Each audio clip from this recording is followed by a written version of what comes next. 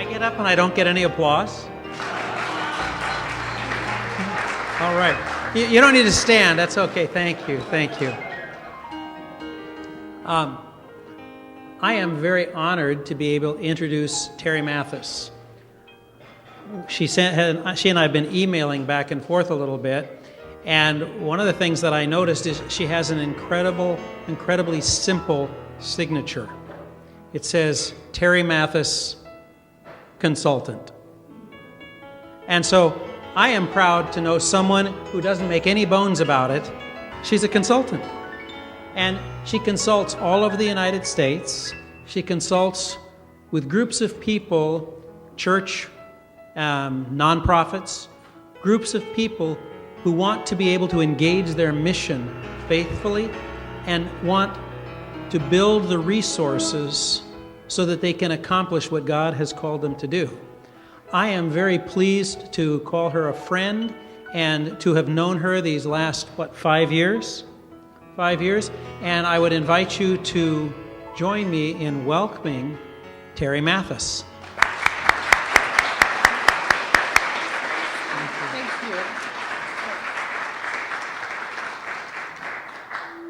Thank you. That was a lovely introduction, and reminded me of a joke that I read a couple of months ago. A little boy asked his dad what he did for a living, and he said, "I'm a consultant." And the little 6-year-old said, "What does a consultant do?" And the dad said, "Well, we watch people work, and we tell them how to do it better." And the little boy said, "Oh, we have those in our class, too. We call them pests."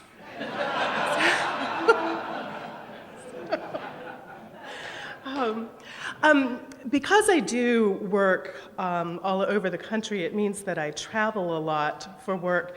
And this week has been particularly demanding. So I was glad to reflect back on my early communications with St. Paul's when Valerie said, "Do you have a publicity photo?"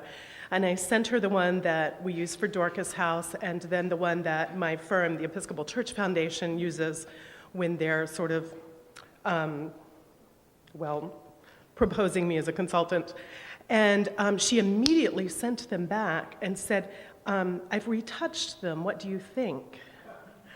I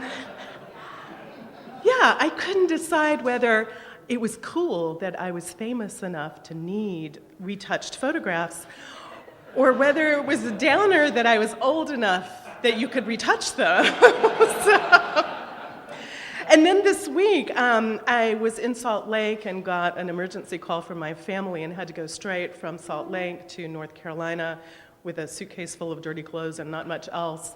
And I just got home last night at about 10 o'clock, dumped out my suitcase, and this morning when Andrew called me, I was repacking the suitcase that I was going to bring here, and then the suitcase that I will pick up Sunday night for the flight out on Monday morning. So I am having a very bad hair day tonight, and I'm really hoping that Valerie's going to take care of that later.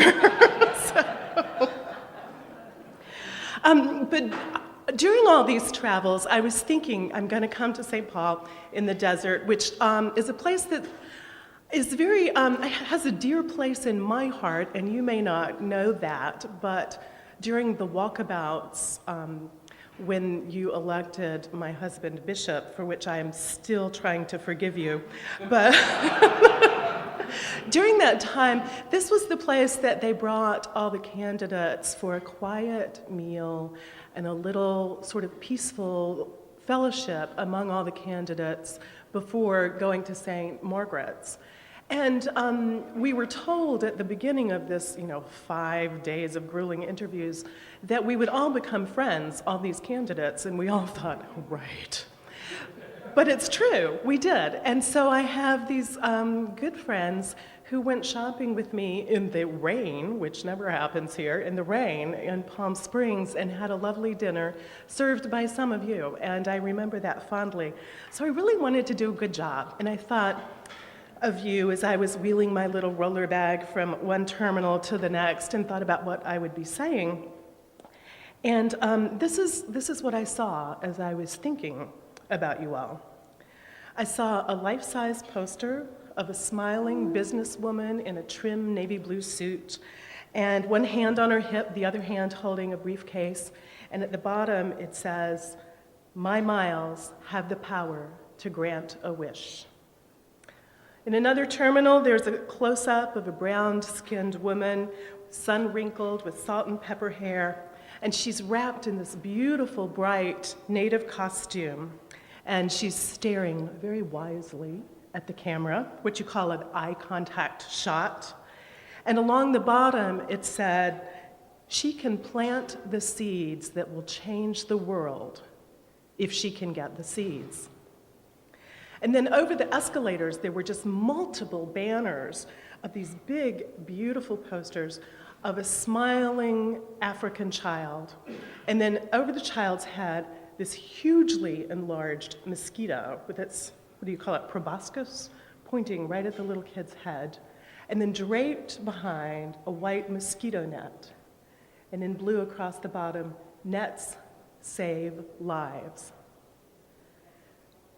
These are all nonprofits, and they're all asking people to give.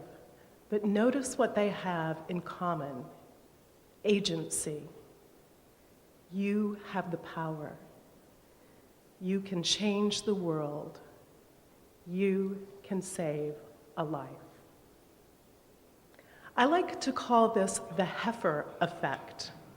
Does everybody know? Raise your hand if you've heard of Heifer International. How are we doing here? Okay. Heifer International basically sends livestock to developing countries. And people don't give to Heifer because they love cows. They don't give to Heifer because they've recently discovered that there are poor people in the world. They give because Heifer tells you that $500 buys a cow, and to that cow, read your $500, will change the economy of an entire village. They want to make a difference. And I've seen this firsthand. When I first started helping St. Paul's Cathedral raise money for Dorcas House, all I did was go around the diocese giving presentations. You knew I was going to talk about Dorcas House at some point, right? Okay, so here it is. We're just going to get it out of the way. I talked about the children that I knew there. I described the staff, what they were doing, how they were making this incredible difference with so little. And after one of these presentations, I talked about how I'd been going to Dorcas House for almost a year before I realized that the oven didn't work. They had been feeding 40 children 3 hot meals a day just on the stovetop because the oven didn't work. Hadn't worked for years, and I didn't know that. So after the presentation, the president of the women's group came up to me and said that they, of course, wanted to buy a new oven for the house. In fact, they wanted to get it done in time for the Thanksgiving party that we were planning for the children next month. So of course, we got the oven installed. We took pictures of the children eating the Thanksgiving dinner, of the house mothers cooking at the new oven. We took those pictures back to the women's group and said, thank you so much for this. And here is what they said: don't thank us. We should thank you. No kidding. We should thank you. They said, for all these years, we've been raising money for good causes, and it just went, this is exact words, they said it just went into the air. This time, we know our gift made a difference. How's that for generosity and gratitude? We should thank you. All those women wanted, all any of us really wants, is to know that we make a difference, that it matters that we have passed this way. And wouldn't you think that church would be the perfect place to know that? I mean, here you are every Sunday, right smack in the middle of the place where you give your time, your talent, and your treasure. And you're in a position to see exactly the difference you're making. And yet, strangely, that isn't what we talk about at stewardship time. We talk about giving as a spiritual practice, implying that it's something we should do. Or we talk about giving out of gratitude, which, however, unintentionally implies a connection between the size of your gift and the size of your heart. Or worst of all, we talk about the budget. Everyone needs to increase their gift X% just to keep the lights on. How many of you have heard that in your lives? Yeah. Why do they always pick on the electric company? I don't get that. Well, no one ever says you have to increase your gift 10% just so water will continue to come out of the pipes. It's always the electric company. All the time we're talking like that, the story that will open your hearts and quite possibly your wallets is right there in the middle of you. I saw this a couple of years ago. I was on site for a client on the south side of Chicago during the early planning stages of their capital campaign. And this is a church that's literally walking distance from the University of Chicago, one of the most prestigious universities in the country, and on the other side, the Robert Taylor Homes, one of the most dangerous public housing projects. During the Chicago race riots, this church was burned to the ground.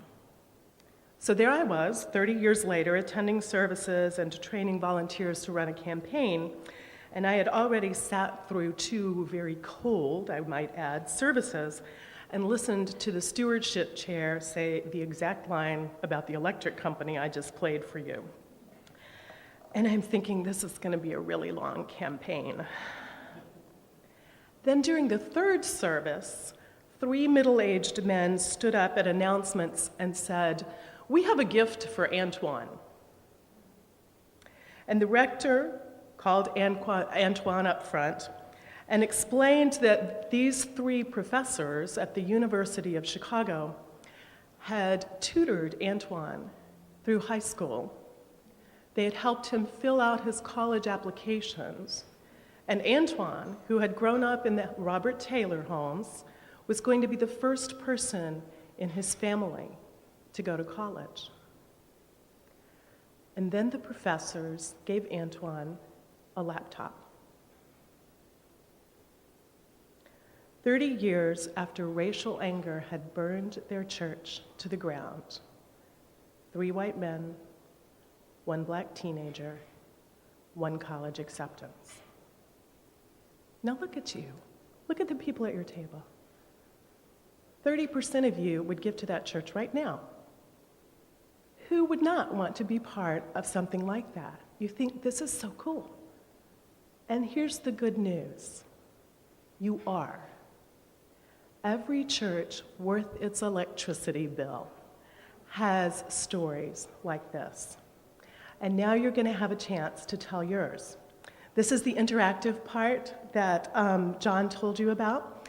What I'm going to do now is turn the evening back over to your table moderators. Every table has a moderator now. Is that a table host? Is that correct? You knew this was coming. Okay. I'm going to give you about 15 minutes. I want you to take the first few minutes and just think quietly about a time when you saw somebody's life changed, when you saw St. Paul's make a difference. Somebody overcame something, somebody matured, somebody returned. I will tell you that these stories work better if, like the story I just told you about Antoine and the professors, they're about somebody else, not about you. But if you just can't help yourself, that's okay. So take about 2 minutes, think this through, and then share your stories with each other at the table. And then you may decide that you want to share one of those stories with the group afterward. Okay? And so the table moderators will let me know if you're going to share a story afterward. Can you do that? Okay, 15 minutes.